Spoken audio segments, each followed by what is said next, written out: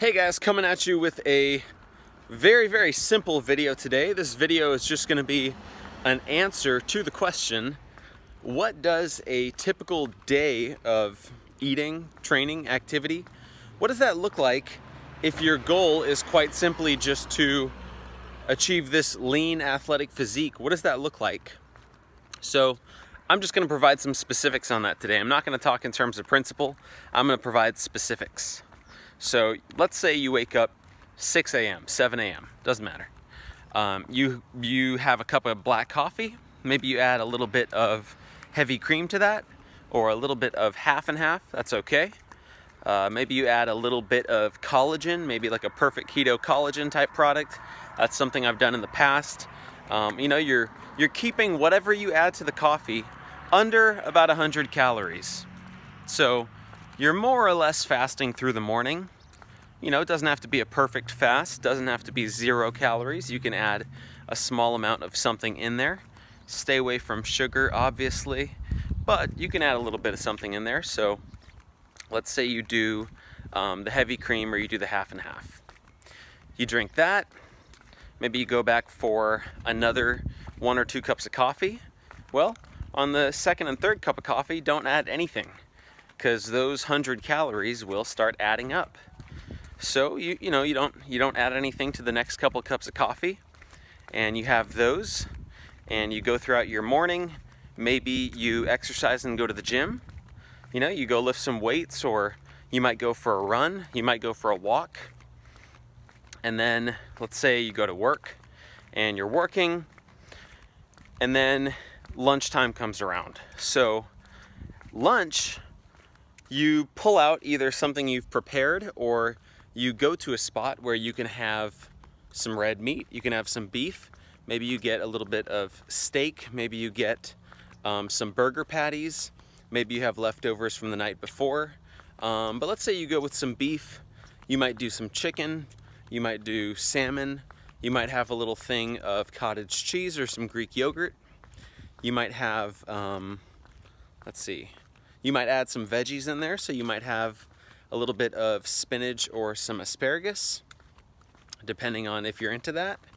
So you keep it simple. You have some protein for lunch. You make sure you're getting in a good amount of salt. You make sure you're full after your meal. You don't restrict yourself, because you know that when 3 p.m. rolls around, 4 p.m. rolls around, and you still got, 2-3 hours before dinner, and you're starving, well, you don't want to succumb to stopping at the gas station or stopping at Whole Foods or the grocery store and picking up a Quest bar or picking up something that's not on the plan. So you make sure that you're eating enough. Now, what you bring with you also, besides the lunch, you bring with you a little snack, because you don't know if hunger is going to hit you at some point.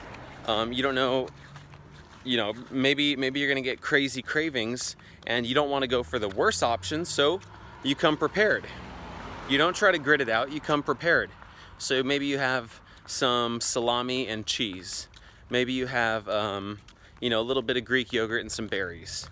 Maybe you have a little bit of beef jerky. Maybe you have even more leftovers with your food. Maybe you have maybe some hard-boiled eggs and some salt. So you're prepared, and you've got some food with you in case hunger strikes. Now, you have some of that maybe, and then you continue along. The whole time, you're drinking water, maybe you're drinking tea. You're not drinking coffee at this point, because drinking coffee too late is going to start affecting your sleep. So now at this point, you're getting close to dinner. You go home and you're gonna have some dinner. So what that's gonna look like, that would probably be, let's say you have a steak.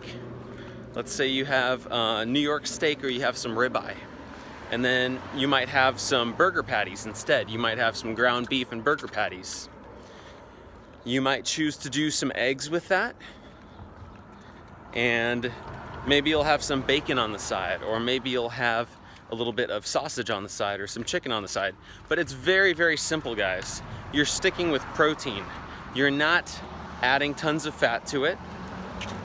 You're including different diverse types of protein, because each different animal and each different food that you eat is going to have different nutrients in it, and it's really nice to have a variety sometimes. So you're incorporating those. If you can do dairy, then you're incorporating some dairy. If you can do fruits, low sugar fruits, or if you can do vegetables, then you're incorporating that. But that's essentially what the day of eating looks like, and that's what works. Following a lunch and dinner eating style, and then in between lunch and dinner, you have a snack just in case. Maybe it's a protein shake, your snack. Maybe you just pack that just in case. You don't want to keep drinking coffee every time you're hungry. I've done that in the past, and it is not a good look. You just become very desensitized to caffeine, and your body gets very, very stressed out. So that's what the day of eating looks like. Now, where does activity fit into that? Where does training fit into that? Honestly, wherever you want it to. It doesn't really matter if you train fasted, or if you train after lunch, or if you train after dinner. I don't train after dinner. That's probably a bad idea. That could affect your sleep and all kinds of stuff. You're trying to wind down when you go to bed. You don't want your body to be thinking that a cheetah is chasing you. So don't train right after dinner. I think that's a terrible idea. But as far as fat loss goes, as far as simple body composition, it really does not matter when you train. Personally though, personal preference, I like to train fasted because I feel light. I like that there's nothing in my stomach. I don't feel like I'm ever gonna throw up during the workout or anything. When you're training on a fullish stomach, it's very uncomfortable. It's not a comfortable feeling at all. So I usually like to train on a pretty light stomach. I definitely don't want to train after a meal, because when you're training really, really hard, the last thing you want is to start to get nauseous. So yeah, you fit your training in at some point during the day when it's convenient to you. A lot of people like to do it first thing in the morning to get it out of the way. Now, what besides training? Well, I think you should be getting in some low intensity aerobic style activity. It's not all about lifting weights and getting strong. If you sit down all day and the only walking you do is in the office and to your car and back home, back to the office, to your car again, and you're just sitting down all day, a little bit of weight training is not going to do it. You need to walk, or you need to jog. You need to get moving. For me personally, I like jogging and I clearly like walking. But here's a really simple strategy. You wake up, go for a 10-minute walk. You have lunch, go for a 10-minute walk. You have dinner, go for a 10-minute walk. Invite people with you. Get on the phone, call somebody you haven't called in a while. Call your mother, I don't know. But go for a 10-minute walk and just make it maybe a communal activity, or make it a social time, or make it a de-stress time, or listen to a podcast. But incorporate walking at the very least. Incorporate walking at the very least. So that's what a typical day looks like if your goal is to get really lean. Now, people might say, like, where's the magic in that? Like, what's the trick though? That's too simple. You fast in the morning with some coffee, and then your 2 meals a day are basically protein. Well, how much fat? What's your grams of fat to protein? It varies. You just try not to overdo the fat. Eat whatever fat is already in the beef, is already in the eggs, is already in the fish. Don't overdo the fat. Focus on the protein. Do not over-restrict yourself. Don't limit yourself all the time. Don't restrict, and then you end up eating something off the diet, and then you got to go do more cardio, and then you got to go train harder, and then you want to do a 24-hour fast the next day, or maybe you screw up 3 days in a row, and now you want to hop on a 48-hour fast with everyone. That leaf blower is not going to stop me. Oh wait, no, that's a lawnmower. Lawnmower will not stop Primal Body Nation. So don't try to push super, super hard all the time. Eat until you're full of these nutrient-dense foods. You know what's going to get you to your goal?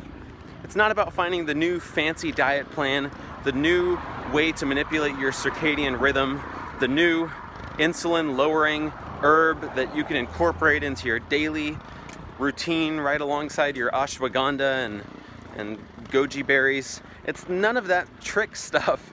It's consistency, sticking to it over time. I started to experience the best results 1 year into carnivore, and now 2 years into doing, let's say, a meat-based diet, just so I don't offend the strict carnivore folks. 2 years into doing a meat-based diet, I am stronger than I have ever been. I'm in the best health of my life. I'm in the best shape of my life. And I've never taken a step backwards. It never got worse. I always got better on this diet because I was consistent with it. I stuck to it. And consistency doesn't look the way that you always think it looks. It's not always, I nailed it 100 days in a row and I didn't mess up. No, you mess up a little bit, you have a cheat here and there, and you try to figure out every single time, what do I need to do to stop that? What do I need to do to get back on track? How can I set up some systems, some practices to get myself on the right track, to get myself moving in the right direction? That's what consistency looks like. Giving it your best effort every day and trying to move forward. Who honked? Trying to move forward 1% every single day. So that is I said it was going to be practical and I said it was going to be specific, but it turned philosophical at the end. But actually, it's very, very practical advice. Don't get too pumped up about all the newest fad foods and, incorporate this specific brand of salmon roe because it's going to give you this and that and the other. No, what is going to give you 90% of the results is doing a bit of fasting, doing an animal-based diet, eating some red meat, eggs, and some fish, not eating a bunch of processed carbs, sugars, vegetable oils, sticking to it over time. Out of 365 days a year, you're nailing 300 of them.